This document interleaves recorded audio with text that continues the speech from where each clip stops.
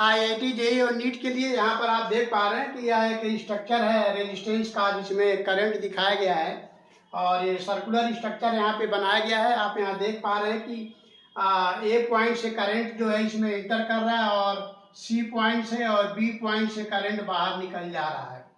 तो AB part में resistance R जुड़ा हुआ है और AC पार्ट में रेजिस्टेंस R जुड़ा है और BC पार्ट में रेजिस्टेंस 2R जुड़ा हुआ है।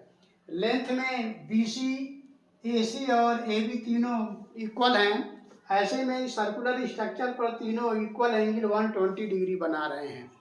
अब यहाँ पर आपको बताना है कि सेंटर पर नेट मैग्नेटिक फील्ड क्या होगा। तो सेंटर पर नेट मैग्नेटिक फील्ड जब अभी हम कैलकुलेट करेंगे तो वो 0 आएगा, बट हमें देखना है कि कैसे 0 आएगा। यही प्रश्न है कि सेंटर पर नेट मैग्नेटिक फील्ड की वैल्यू बताइए। तो इसको सॉल्व करने के लिए सबसे पहले हम जानने की कोशिश करेंगे कि अगर कोई करंट कैरिंग वायर है, ये मान लीजिए करंट कैरिंग वायर है और इसमें करंट I फ्लो हो रहा है, तो इसलिए करंट कैरिंग वायर के राइट साइड में यहाँ पर जो पॉइंट होगा, यहाँ पर मैग्नेटिक फील्ड अंदर की तरफ होगा, इस तरह से अंदर की तरफ। और वायर के लेफ्ट साइड में यहाँ पर मैग्नेटिक फील्ड निकालेंगे तो यहाँ पर मैग्नेटिक फील्ड जो होगा आउटवर्ड होगा, बाहर की तरफ। तो ये हो गया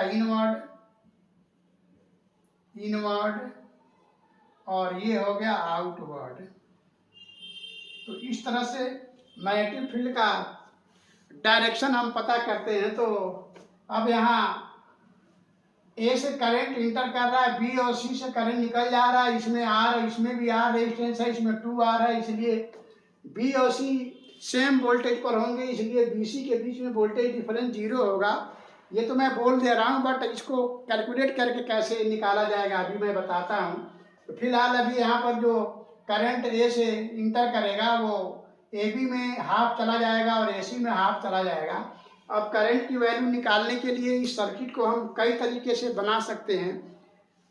अभी हम इसको इस तरह से बनाते हैं, यहाँ पर इस तरह से हम जोड़ देंगे।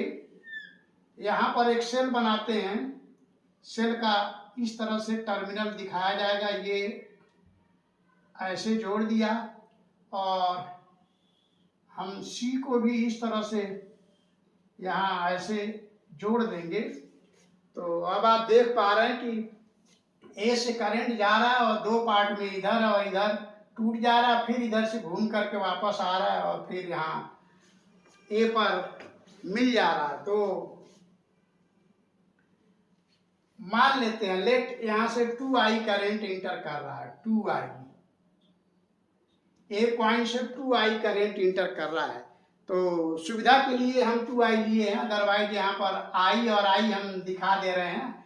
अन्यथा अगर I लेंगे तो यहाँ I/2, यहाँ I/2 दिखाना पड़ेगा, तो थोड़ा सा सही नहीं रहेगा। तो यहाँ से 2I करंट हम A से इंटर करा रहे हैं और ये करंट I AB में जा रहा है और AC में भी I जा रहा है और इस तरह से ऐसे करंट, ऐसे इधर से भी ऐसे करंट जो है यहाँ आकर के फिर से A पर 2I हो जाएगा। अब हम यहाँ पे समझ सकते हैं कि हम देख रहे हैं 2I करंट जा रहा है। 2I की वैल्यू एग्जैक्ट हम निकाल सकते हैं, बट उसकी ज़रूरत नहीं है, अभी आगे देखते हैं, निकाल के बताएंगे उसको। तो A से करंट 2I जा रहा है, I AB में गया और I AC में गया, इसलिए AB पार्ट में जो करंट जा रहा है इस रूल के द्वारा यहाँ सेंटर पर अंदर की तरफ मैग्नेटिक फील्ड बनाएगा और AC में जाने वाला करंट इस रूल के द्वारा जो है बाहर की तरफ मैग्नेटिक फील्ड बनाएगा। इस तरह से सेंटर पर, सर्कुलर पार्ट के सेंटर पर नेट मैग्नेटिक फील्ड 0 हो जाएगा, क्योंकि ये अंदर की तरफ और ये बाहर की तरफ बनाएगा। अब इसमें करंट नहीं जाएगा, क्योंकि जितना पोटेंशियल ड्रॉप B तक जाने में हो रहा है उतना ही पोटेंशियल ड्रॉप C तक जाने में हो रहा है। इस प्रकार B और C दोनों का पोटेंशियल सेम होगा और दोनों में पोटेंशियल डिफरेंस 0 होगा। तो इस तरह से BC पार्ट में कोई करंट नहीं जाएगा। अब हम देखते हैं कैसे B और C का पोटेंशियल सेम होगा। तो हम जानते हैं, ये देखिए सेल का EMF यहाँ E ले लीजिए, तो पॉजिटिव टर्मिनल का EMF सेल का ईएमएफ ई है तो पॉजिटिव टर्मिनल का पोटेंशियल हम ई मानते हैं।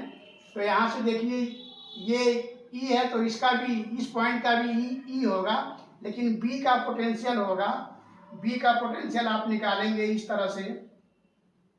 यहाँ पर देखिए बी का पोटेंशियल हो जाएगा यहाँ पर ई माइनस आई आर, तो यहाँ पर लिखेंगे ई माइनस आई आर। इसी प्रकार सी का पोटेंशियल हम निकालेंगे तो सी का पोटेंशियल भी हो जाएगा, सी का पोटेंशियल निकालेंगे तो वो भी होगा ई माइनस आई आर।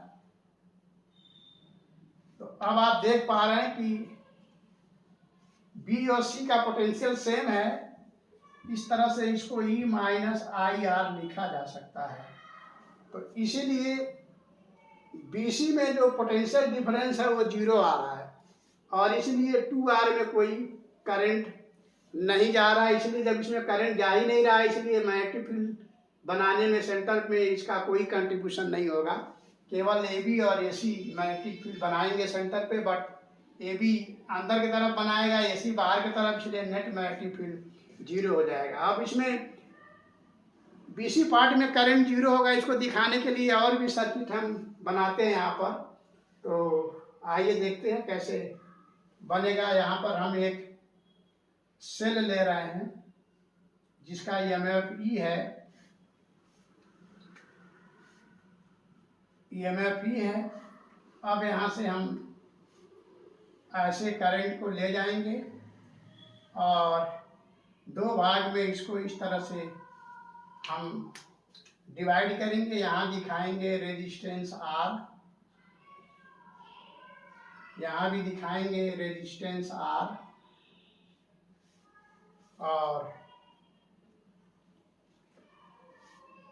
इन दोनों को ऐसे मिला देंगे और ये यहाँ मिला दिया, ये R हो गया, ये भी हो गया R, ये हमारा B हो गया।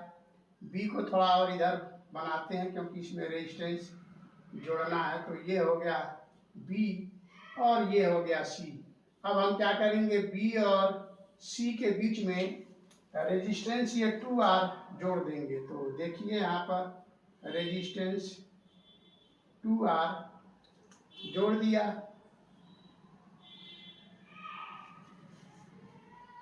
तो ये हो गया 2R।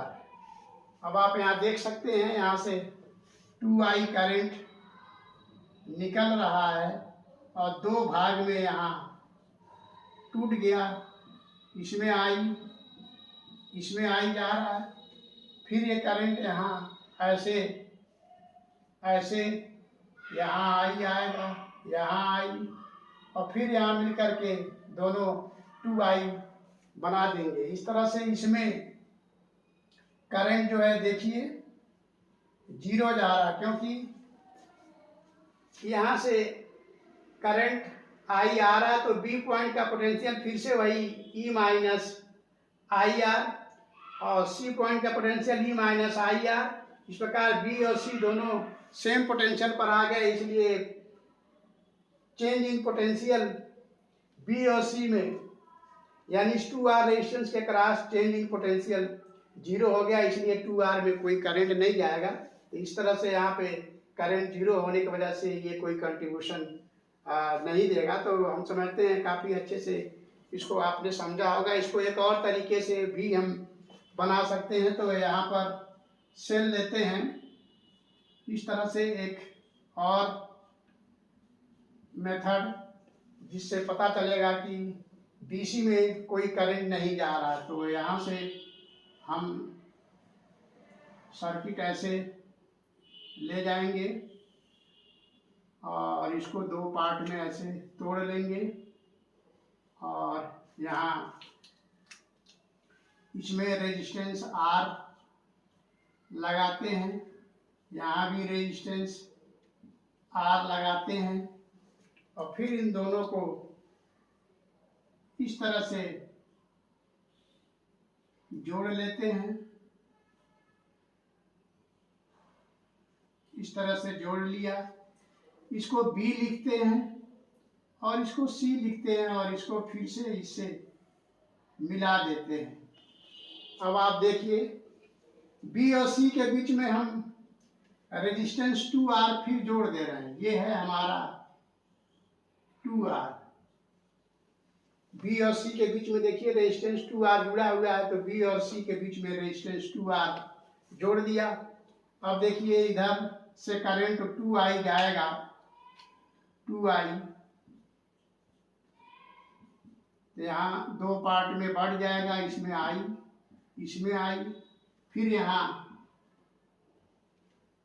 2I यहाँ हो जाएगा और B और C के पोटेंशियल फिर से सेम होंगे, क्योंकि IR यहाँ ड्रॉप हो रहा है, IR यहाँ ड्रॉप हो रहा है, तो E माइनस IR B का potential, E minus IR C का पोटेंशियल, इसलिए B और C में पोटेंशियल डिफरेंस 0 हुआ, इसलिए BC के क्रॉस यानी ये 2R रेजिस्टेंस शॉर्ट सर्किट हो गया, ऐसे भी आप बोल सकते हैं।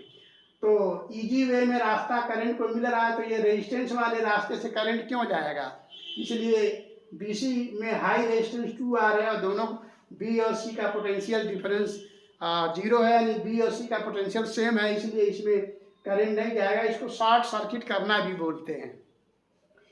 ऐसे भी कह सकते हैं कि 2R रेजिस्टेंस का दोनों टर्मिनल एक ही पॉइंट हो गया, यानी दोनों का पोटेंशियल B और C का सेम, मतलब दोनों एक ही पॉइंट हो गया। तो किसी रेजिस्टेंस को एक ही पॉइंट से जोड़िए तो उसमें करंट फ्लो होगा ही नहीं, क्योंकि उसको तो करंट फ्लो होने के लिए पोटेंशियल डिफरेंस चाहिए।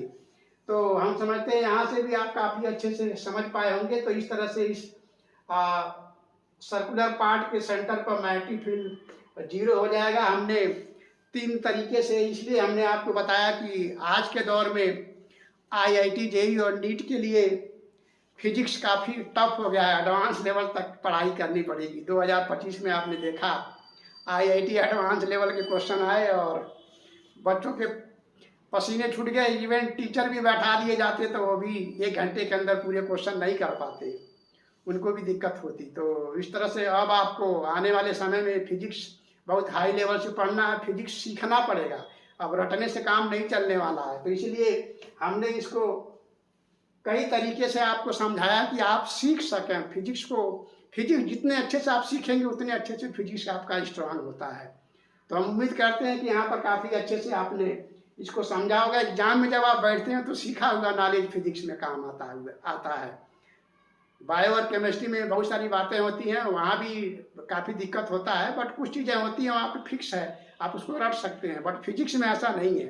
फिजिक्स में सब थ्योरी आप जानते हैं, फिर भी क्वेश्चन डिफरेंट टाइप का बना दिया जाएगा, फिर वहाँ आपको कंसेप्ट लगाना पड़ेगा और फिर बात बदल जाएगी। फिर आपको फील होता है कि अरे हमने तो इतना अच्छे से कंसेप्ट पढ़ा, फिर भी मेरे से क्वेश्चन नहीं बन पा रहा, तो ये दिक्कत होती है। इसलिए फिजिक्स को काफ़ी अच्छे से समझना होता है, उसके कंसेप्ट काफ़ी अच्छे से अप्लाई करने होते हैं। देखिए इसी प्रश्न में कितने तरीके से यहाँ पे सॉल्व करके हमने बताया। अगर ये नॉलेज आपके पास होगा, ये कंसेप्ट होगा, ये क्लियरिटी आपके पास होगी, तो आप निश्चित रूप से एग्जाम में काफ़ी अच्छा कर पाएंगे। तो हम उम्मीद करते हैं ये सॉल्यूशन आपको काफ़ी अच्छे से समझ में आया होगा।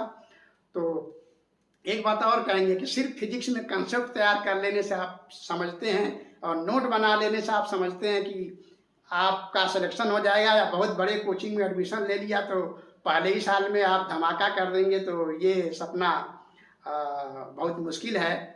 तो वो भी नीट में, जेई में तो बात समझ में आ रहा है, आप नहीं एडवांस निकाल पाएंगे तो मेन निकाल लेंगे, बट नीट में तो ये सपना थोड़ा मुझे मुश्किल लग रहा है। इसलिए अब जो है आज के दौर में नीट निकालने के लिए फिजिक्स को काफ़ी अच्छे से समझना होगा, और सिर्फ नोट बनाने से नहीं काम चलेगा, फिर प्रैक्टिस करना पड़ेगा और जेन्युइन तरीके से फिजिक्स सीखना होगा। तो हम उम्मीद करते हैं कि आपको काफ़ी अच्छे से समझ में आया होगा। फिर मिलते हैं नेक्स्ट वीडियो में किसी और क्वेश्चन के साथ, तब तक के लिए